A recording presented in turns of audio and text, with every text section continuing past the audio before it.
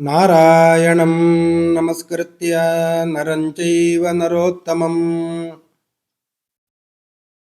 ದೇವೀಂ ಸರಸ್ವತೀಂ ವ್ಯಾಸಂ ತತೋ ಜಯಮುದೀರಯೇ. ದ್ವೈಪಾಯನೋಷ್ಠಪುಟನಿಸ್ಸೃತಮಪ್ರಮೇಯಂ ಪುಣ್ಯಂ ಪವಿತ್ರಮಥ ಪಾಪಹರಂ ಶಿವಂ ಚ ಯೋ ಭಾರತಂ ಸಮಧಿಗಚ್ಚತಿ ವಾಚ್ಯಮಾನಂ ಕಿಂ ತಸ್ಯ ಪುಷ್ಕರಜಲೈರಭಿಷೇಚನೇನ ಜಯತಿ ಪರಾಶರಸೂನುಃ ಸತ್ಯವತಿ ಹೃದಯನಂದನೋ ವ್ಯಾಸಃ. ಯಸ್ಯ ಆಸ್ಯ ಕಮಲಗಲಿತಂ ವಾಂಗ್ಮಯಮೃತಂ ಜಗತ್ ಪಿಬತಿ. ಶ್ರೀ ಗುರುಭ್ಯೋ ನಮಃ. ಹರಿ ಓಂ.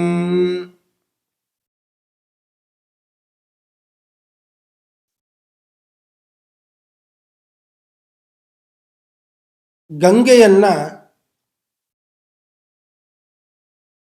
ಭೂಮಿಗೆ ಸ್ವರ್ಗದಿಂದ ಬರುವ ಹಾಗೆ ಮಾಡಿ ತನ್ನ ಪಿತೃಗಳನ್ನೆಲ್ಲ ಸ್ವರ್ಗಕ್ಕೆ ದಾಟಿಸಿದ ಭಗೀರಥ ಎಂಬ ರಾಜನ ವಂಶದಲ್ಲಿ ಬಂದಂತಹ ಒಬ್ಬ ರಾಜ ಶ್ರುತ ಎಂಬವ. ಭಗೀರಥ ರಾಜನ ಮಗನೇ ಶ್ರುತ ಎಂಬುವವ. ಭಗೀರಥ ಸುತೋ ರಾಜ ಶ್ರುತ ಇತ್ಯಭಿವಿಶ್ರುತ. ಆ ಶ್ರುತ ಎಂಬ ರಾಜನಿಗೆ ಒಬ್ಬ ಮಗ ನಾಭಾಗ ಅಂತ. ನಾಭಾಗ ಅಂತ ಇನ್ನೊಬ್ಬ ಇದ್ದಾನೆ, ಅವನಲ್ಲ. ಇವ ಭಗೀರಥನ ಮೊಮ್ಮಗ ನಾಭಾಗ ಅಂತ. ಈ ನಾಭಾಗನಿಗೂ ಕೂಡ ಒಬ್ಬ ಮಗ ಇದ್ದಾನೆ, ಅಂಬರೀಷ ಅಂತ. ಈ ಅಂಬರೀಷ ಹೆಸರುಳ್ಳಂತಹ ಒಬ್ಬ ಇನ್ನೊಬ್ಬ ರಾಜ ಕೂಡ ಇದ್ದ. ಏಕಾದಶಿ ಉಪವಾಸವನ್ನ ನಿತ್ಯದಲ್ಲಿ ಮಾಡುತ್ತಾ ಇದ್ದವ ಆ ರಾಜ. ಈ ಅಂಬರೀಷ ನಾಭಾಗನ ಮಗ.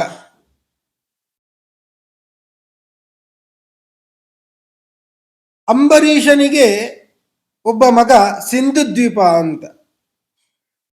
ಬಹಳ ಪ್ರಸಿದ್ಧನಾದ ರಾಜ ಇವ. ರಾಜ ಮಾತ್ರ ಅಲ್ಲ, ರಾಜರ್ಷಿಯೂ ಕೂಡ. ಎಷ್ಟೋ ಮಂತ್ರಗಳನ್ನ ಕಂಡು ಹಿಡಿದವ. ಈಗಲೂ ನಾವು ಮಾರ್ಜನೆ ಮಾಡಿಕೊಳ್ಳುವಂತಹ ಮಂತ್ರ ಆಪೋಯುಷ್ಠ ಮಾಯೋಭುವ ತಾನ ಊರ್ಜೆ ದದಾತನ ಅಂತ ಮಂತ್ರ. ಈ ಮಂತ್ರವನ್ನು ಕಂಡು ಹಿಡಿದವನೇ ಈ ಸಿಂಧುದ್ವೀಪ. ಅಂಬರೀಷ ಸಿಂಧುದ್ವೀಪ ಋಷಿ ಅಂತ ಹೇಳುತ್ತೇವೆ. ಅಂತಹ ರಾಜರ್ಷಿ ಸಿಂಧುದ್ವೀಪ ಅಂತ ಅಂಬರೀಷನ ಮಗ. ಅಯುತಾಜಿತ್ತು ದಾಯಾದ ಸಿಂಧುದ್ವೀಪಸ್ಯ ವೀರ್ಯವಾನ್. ಅವನ ಮಗ ಅಯುತಾಜಿತ್ ಅಂತ. ಅಯುತಾಜಿತ್ ಎಂಬುವವನ ಮಗನೇ ಋತುಪರ್ಣ ಅಂತ. ಈ ಋತುಪರ್ಣ ಬಹಳ ಪ್ರಸಿದ್ಧನಾದಂತಹ ರಾಜ. ಯಾಕೆ ಪ್ರಸಿದ್ಧನಾದ ರಾಜ ಅಂದರೆ ಅವನ ದಿವ್ಯ ಅಕ್ಷಹೃದಯಜ್ಞ.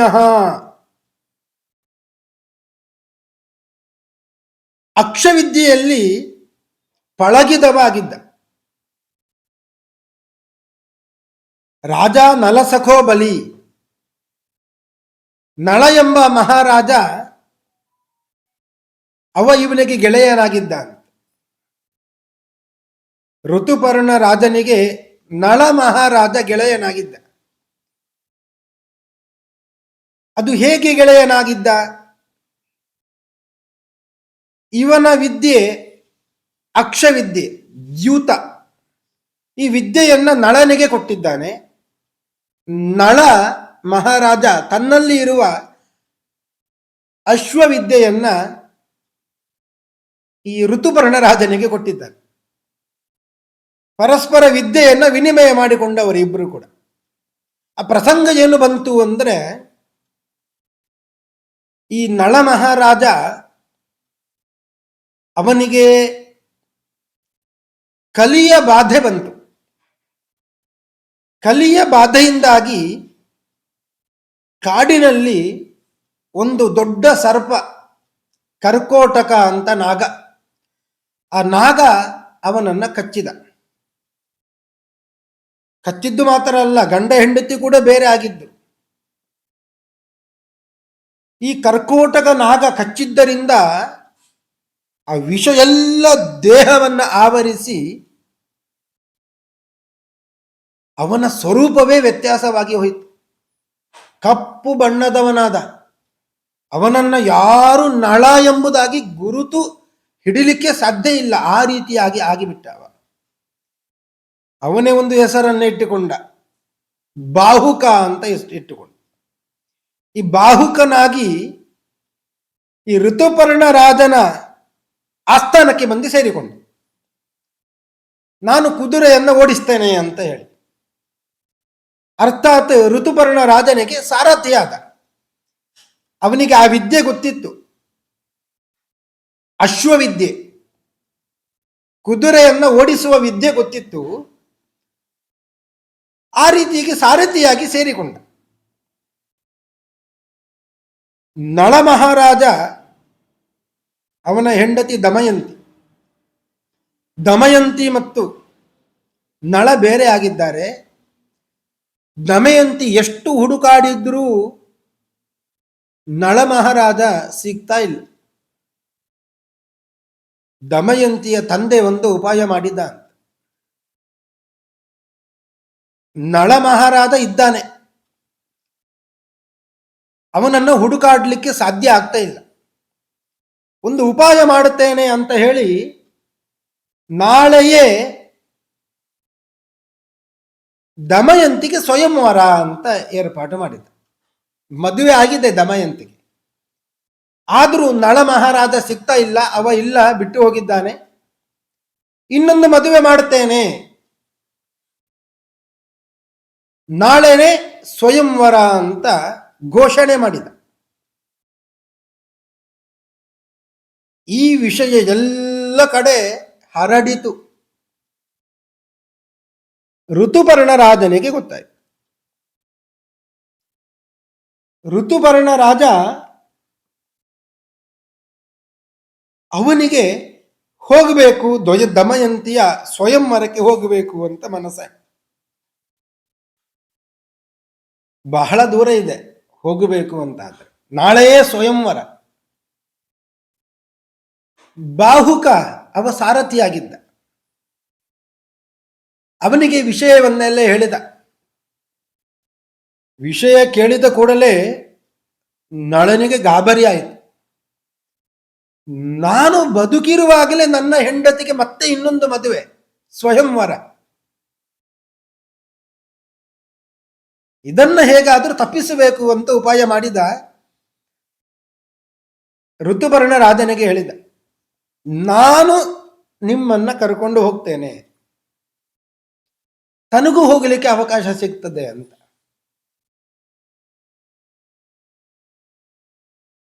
ಅಶ್ವವಿದ್ಯೆಯಲ್ಲಿ ಪಳಗಿದವ ಈ ಬಾಹುಕ ರಾಜನನ್ನ ರಥದಲ್ಲಿ ಕುಳ್ಳಿರಿಸಿದ, ವೇಗವಾಗಿ ಹೊರಟ.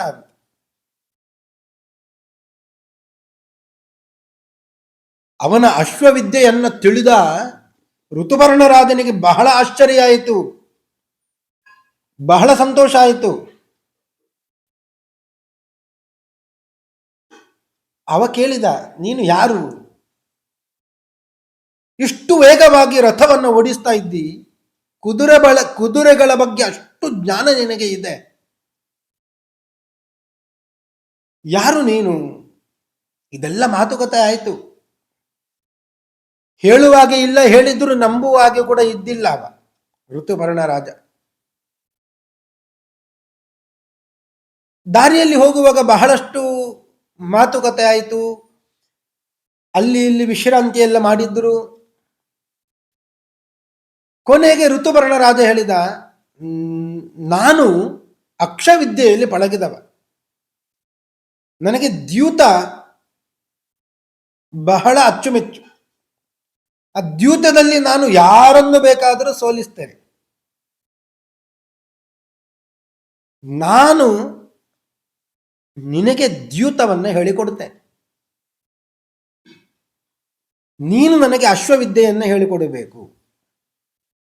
ಹೀಗೆ ಹೇಳಿಕೊಂಡು ಪರಸ್ಪರ ಅವರು ಅಕ್ಷವಿದ್ಯೆ ಮತ್ತು ಅಶ್ವವಿದ್ಯೆ ಎರಡನ್ನು ವಿನಿಮಯ ಮಾಡಿಕೊಂಡರು. ನಿಜವಾಗಿಯೂ ಕೂಡ ಈ ನಳ ಮಹಾರಾಜ ದ್ಯೂತದಲ್ಲಿಯೇ ಸೋತು ಕಾಡಿಗೆ ಬಂದಿದ್ದು. ಕಲಿಯ ಬಾಧೆ ಅಲ್ಲಿಂದ ಪ್ರಾರಂಭ ಆಗಿತ್ತು, ದ್ಯೂತದಲ್ಲಿಯೇ ಪ್ರಾರಂಭ ಆಗಿತ್ತು. ದ್ಯೂತದಲ್ಲಿ ಹೇಗೆ ಜಯಶಾಲಿ ಆಗಬೇಕು ಅಂತ ಎಲ್ಲ ಗೊತ್ತಾಯಿತು. ಹೀಗೆ ಆ ಬಾಹುಕ ನಳ ಮಹಾರಾಜ ಋತುಪರ್ಣ ರಾಜನಿಂದ ಅಕ್ಷವಿದ್ಯೆಯನ್ನು ಪಡೆದುಕೊಂಡು ಅಶ್ವವಿದ್ಯೆಯನ್ನ ಋತುಪರ್ಣ ರಾಜನಿಗೆ ಕೊಟ್ಟ. ಮತ್ತೆ ಹೀಗೆ ಹೋಗಿ ಅಲ್ಲಿ ಗೊತ್ತಾಯಿತು, ಕಲಿಯ ಬಾಧೆ ಕೂಡ ಮುಗಿತು. ದಮಯಂತಿ ಓಡಿ ಬಂದಳು, ನಳನನ್ನೇ ವರಿಸಿದ್ಲು. ದ್ಯೂತದಲ್ಲಿ ಏನೆಲ್ಲ ಕಳ್ಕೊಂಡಿದ್ದ ಅದನ್ನೆಲ್ಲವನ್ನ ಮತ್ತೆ ನಳ ಮಹಾರಾಜ ಪಡೆದುಕೊಂಡ ಅಂತ. ಇದು ಋತುಪರ್ಣನಿಗೆ ಬಹಳ ಗೆಳೆಯನಾದವ ನಳ ಮಹಾರಾಜ ಅಂತ. ಇದನ್ನ ಇಲ್ಲಿ ವಿಷಯವನ್ನು ಹೇಳಿದ್ರು. ದಿವ್ಯಾಕ್ಷ ಹೃದಯಜ್ಞೋ ವೈ ರಾಜ ನಲಸಖೋ ಬಲಿ ಅಂತ. ಈ ಕಥೆಯನ್ನ ಯಾಕೆ ಇಷ್ಟು ವಿಸ್ತಾರವಾಗಿ ಹೇಳಬೇಕು ಅಂತ ಅಂದ್ರೆ, ನಮಗೂ ಕೂಡ ಕಲಿಯಿಂದ ತೊಂದರೆ ಇದೆ. ಕಲಿಯುಗ ಎಲ್ಲರಿಗೂ ತೊಂದರೆ ಇರುತ್ತದೆ. ಕಲಿಯ ಬಾಧೆ ಯಾರಿಗೂ ಇಲ್ಲ ಅಂತ ಇಲ್ಲ. ಅಂತಹ ಕಲಿಯ ಬಾಧೆ ಅದು ನಿವೃತ್ತಿ ಆಗ್ತದೆ ಅಂತೆ ಇವರನ್ನೆಲ್ಲ ಸ್ಮರಣೆ ಮಾಡಿದರೆ. ಭಗೀರಥನ ವಂಶದಲ್ಲಿ ಬಂದ ಋತುಪರ್ಣ ರಾಜನ ಸ್ಮರಣೆ, ನಳ ದಮಯಂತಿಯ ಸ್ಮರಣೆ, ಕರ್ಕೋಟಕ ನಾಗನ ಸ್ಮರಣೆ ಯಾರು ಮಾಡ್ತಾರೋ ಅವರಿಗೆ ಕಲಿಯ ಬಾಧೆ ಇರುವುದಿಲ್ಲ ಅಂತ ಇದೆ. ಕರ್ಕೋಟಕಸ್ಯ ನಾಗಸ್ಯ ದಮಯಂತಿಯ ನಲಸ್ಯ ಚ ಋತುಪರ್ಣಸ್ಯ ರಾಜರ್ಷೇಹೇ ಕೀರ್ತನಂ ಕಲಿ ನಾಶನಂ. ಇವರ ಕೀರ್ತನೆ ಅಂದ್ರೆ ಈ ಕಥೆಯನ್ನೆಲ್ಲ ಯಾವಾಗಲೂ ಕೇಳ್ತಾ ಇದ್ದರೆ ಕಲಿಯ ಉಪದ್ರವ ಪರಿಹಾರ ಆಗ್ತದೆ. ಅಂತಹ ರಾಜ ಭಗೀರಥನ ವಂಶದಲ್ಲಿ ಬಂದವ ಋತುವರ್ಣ ಎಂಬಂತಹ ರಾಜ. ದಿವ್ಯಾಕ್ಷ ಹೃದಯಜ್ಞ, ಅಕ್ಷವಿದ್ಯೆಯಲ್ಲಿ ಪಳಗಿದವ, ಅಶ್ವವಿದ್ಯೆಯಲ್ಲಿ ಪಳಗಿದಂತಹ ನಳನ ಸಖನಾಗಿದ್ದ ಅಂತ ಕಥೆಯನ್ನು ಹೇಳುತ್ತಾರೆ. ಹೀಗೆ ಭಗೀರಥನ ವಂಶದಲ್ಲಿ ಬಂದ ಪ್ರಸಿದ್ಧನಾದ ಒಬ್ಬ ರಾಜ, ಯಾವಾಗಲೂ ಅವನ ಸ್ಮರಣೆಯನ್ನು ನಾವು ಮಾಡುತ್ತೇವೆ. ಅಂತಹ ರಾಜ ಋತುಪರ್ಣ ರಾಜ ಅಂತ ಹೇಳುತ್ತಾ ಇವತ್ತಿನ ಉಪನ್ಯಾಸವನ್ನು ಮುಗಿಸ್ತಾ ಇದ್ದೇನೆ. ಶ್ರೀ ಕೃಷ್ಣಾರ್ಪಣಮಸ್ತು.